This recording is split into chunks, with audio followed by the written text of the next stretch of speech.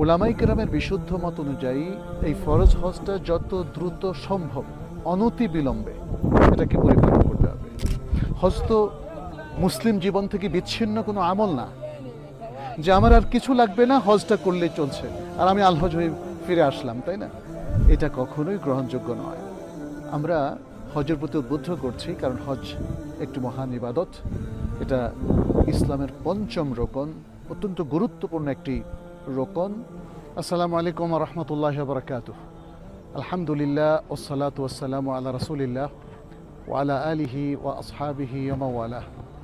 আমাদের মুসলিম ভাই বোনেরা যারা হজের ইচ্ছা পোষণ করেছেন তারা অতি সত্বর যেন হজের রেজিস্ট্রেশন করে ফেলেন, কারণ আমরা জানি যে হজ জীবনে মাত্র একবার ফরজ।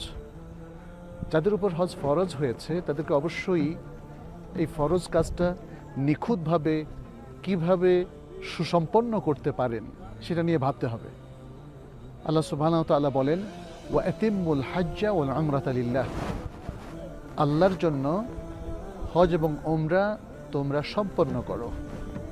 এবং অন্য আরেকটি আয়াতে আল্লাহ সুবহানাহু ওয়া তাআলা বলেছেন, ওয়ালিল্লাহি আলান নাসি হিজ্জুল বাইতি মান ইসতাতা ইলাইহি সাবিলা, আর আল্লাহর জন্য সামর্থ্যবান ব্যক্তিদের উপর বাইতুল্লাহর হজ করা ফরজ। আমাদের অনেকেই নানা অজুহাতে আমরা দেরি করি, ভাবি যে 1 বছর পরে 2 বছর পরে ছেলেমেয়েরা বড় হওয়ার পরে কিংবা মেয়েদের বিয়ে দেওয়ার পরে আমরা হজ করব। এই এক্সকিউজগুলো কিন্তু শরীয়তে গ্রহণযোগ্য না। কিন্তু স্বাভাবিকভাবে যদি আমরা সুন্দর করে অ্যারেঞ্জ করি তাহলে অনতিবিলম্বে এই বছরই হজের রেজিস্ট্রেশন কেন আমরা করব না, তাই না? যারা যথাবিহিত শরঈ ওজর ছাড়া হজ পরিপালনে দেরি করেন, বিলম্ব করেন, সেটা শরীয়তে গ্রহণযোগ্য নয় এবং উলামায়ে কেরাম বলেছেন এই জন্য তিনি গুনাহগার হবেন। আমরা মসজিদুল হারামে কাবার পাশে এসে মনে হয় যেন আল্লাহর সাথে আরও বেশি কানেক্টেড হয়ে গেলাম। ফলে হজ যত দ্রুত করতে পারবো ততই আমাদের জন্য, আসলে আমাদের জীবনের জন্য একটা অত্যন্ত ইতিবাচক দিক। আমরা জানি যে হজের মাধ্যমে আমরা নিষ্পাপ হয়ে যেতে পারি। নবী সাল্লাল্লাহু আলাইহি সাল্লাম এই নিষ্পাপ হওয়ার একটা চমৎকার দৃষ্টান্ত দিয়েছেন। তিনি বলেছেন, যারা কোনো অশ্লীল কাজে লিপ্ত না হয়ে এবং ফিস্ক ফুজুরি বা পাপে লিপ্ত না হয়ে হজটা সম্পাদন করে তারা হজ থেকে নিষ্পাপ হয়ে এমনভাবে ফিরে আসে যেমনটি তার মা তাকে প্রসব করেছেন। অর্থাৎ মা এইমাত্র যদি কোনো নবজাতককে প্রসব করেন, জন্ম দেন, তাহলে সেই সন্তান যতটা নিষ্পাপ হজ থেকে তেমনি নিষ্পাপ হয়ে আসা যায়। ফলে এই সুযোগটা কেন আমরা হারাবো? আমরা জানি না কে কত বছর বাঁচব। আবার যারা হজ ফরজ হওয়ার পরেও বিলম্ব করছি, তারা কি এই গ্যারান্টি পেয়েছি যে আল্লাহ সুবহানাহু ওয়া তাআলা আমাকে আগামী হজ পর্যন্ত জীবিত রাখবেন?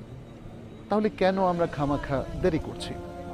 আমাদেরকে আখিরাতের কথাই ভাবতে হবে, পরকালের কথা ভাবতে হবে, যাতে হজের মতো মহান এই ফরজ কাজটা অত্যন্ত চমৎকারভাবে আমরা আদায় করতে পারি। আমাদের সেই প্ল্যানটা, সেই প্রোগ্রামটা, সেই পরিকল্পনাটা আমাদেরকে করতে হবে। এর পাশাপাশি আমি আমাদের সম্মানিত হজে যেতে যারা ইচ্ছুক তাদের জন্য বলবো যে আপনারা এমন টিম বাছাই করবেন যাতে করে সেখানে হজের ব্যাপারে খুব চমৎকারভাবে গাইডলাইন পাওয়া যায়। হাদিসে জাবির ইবনে আব্দুল্লাহ রাদিয়াল্লাহু তাআলা আনহুর আলোকে হজের একটা প্রশিক্ষণ পাওয়া যায় এবং হজের পাশাপাশি ইসলামের যে গুরুত্বপূর্ণ আরও মৌলিক রোকনগুলো রয়েছে, যে জ্ঞানগুলো রয়েছে, সেই জ্ঞানগুলো যেন আমরা অর্জন করতে পারি। কারণ একজন মানুষ তার ঈমান আকীদা যদি শুদ্ধ না হয় এবং তার ইবাদতগুলো যদি অথেন্টিকভাবে পরিপালন করা না হয় তাহলে হজটা তার কী কাজে আসবে? একজন ব্যক্তি যিনি হজে যাওয়ার ইচ্ছা পোষণ করছেন তাকে ঈমানিয়াতের তারবিয়াত নিতে হবে, তাকে বিশুদ্ধ আকীদাগুলো একটু যাচাই করে নিতে হবে, শিরক মুক্ত হতে হবে, রিয়া মুক্ত হতে হবে, বেদাত মুক্ত হতে হবে এবং পাপ মুক্ত হতে হবে। এত সব কিছুর আয়োজন সুসম্পন্ন করেই তাকে হজে যেতে হবে। তাহলেই আমরা আশা করছি একটা হজ্জ মাবরুর করা যাবে। আমাদের সকল হাজি যারা হজ করতে ইচ্ছুক তাদের প্রত্যেকেরই লক্ষ্যবস্তু হওয়া উচিত যেন তিনি তার হজটাকে মাবরুর হজে রূপান্তরিত করতে পারেন। এটা আমাদের জ্ঞানগত প্রস্তুতি এবং হজের আর্থিক প্রস্তুতি, হজের শারীরিক প্রস্তুতি সব কিছুর সাথে রিলেটেড। আর্থিক প্রস্তুতির ক্ষেত্রে অবশ্যই আমাদেরকে হালাল ইনকামটা নিশ্চিত করতে হবে, হালাল টাকা দিয়ে যেন আমরা হজ করতে যাই।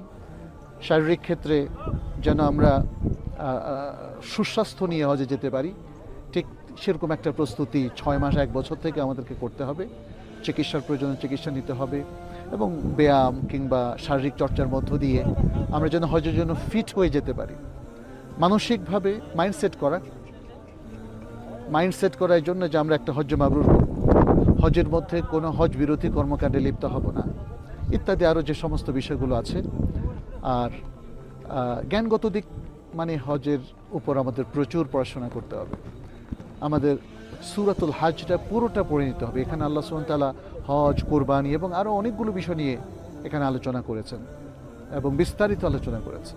এর পাশাপাশি কিতাবুল হজ, নবী সাল্লাল্লাহু আলাইহি সাল্লামের হজ সম্পর্কিত বক্তব্য, খুতবা এবং হজ সম্পর্কিত আমলগুলো আমাদেরকে কিন্তু একটু পড়ে নিতে হবে। বিশেষ করে সহিহ মুসলিমের সে বিখ্যাত হাদিসে জাবের ইবনে আব্দুল্লাহ রাদিয়াল্লাহু তাআলা আনহু, এটা ডিটেইলড আমাদেরকে পড়তে হবে, বিস্তারিতভাবে শুরু থেকে শেষ পর্যন্ত আমাদেরকে একটু পড়ে নিতে হবে, যাতে রাসূল সাল্লাল্লাহু আলাইহি সাল্লাম কখন, কিভাবে এবং কোন পদ্ধতিতে হজ করেছেন সেটা আমাদের কাছে স্পষ্ট হয়ে যায়।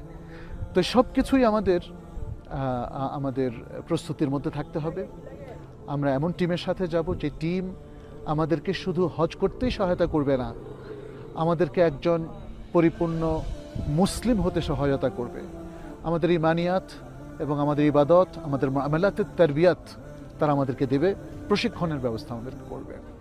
আমি আবারও এই বছর যাদের উপর হজ ফরজ হয়েছে তাদেরকে আহ্বান করব, আপনারা দ্রুত হজের রেজিস্ট্রেশন করে ফেলুন, কারণ কোটা লিমিটেড। আপনার অলসতার কারণে হয়তোবা দেখা যাবে এই বছর আপনি হজে যেতে পারেননি। আল্লাহ যেন আমাদের জন্য সহজ করে দেন, আমাদের হজ্জে মাবরুর করার তৌফিক দেন, আমাদের হজকে কবুল করেন। সবাইকে ধন্যবাদ। হাদা সাল্লাল্লাহু সাল্লাম আলা নবিয়িনা মুহাম্মদ ওয়া আলা আলিহি ওয়া আসহাবিহি আজমাইন। আসসালামু আলাইকুম ওয়া রাহমাতুল্লাহি ওয়া বারাকাতুহু।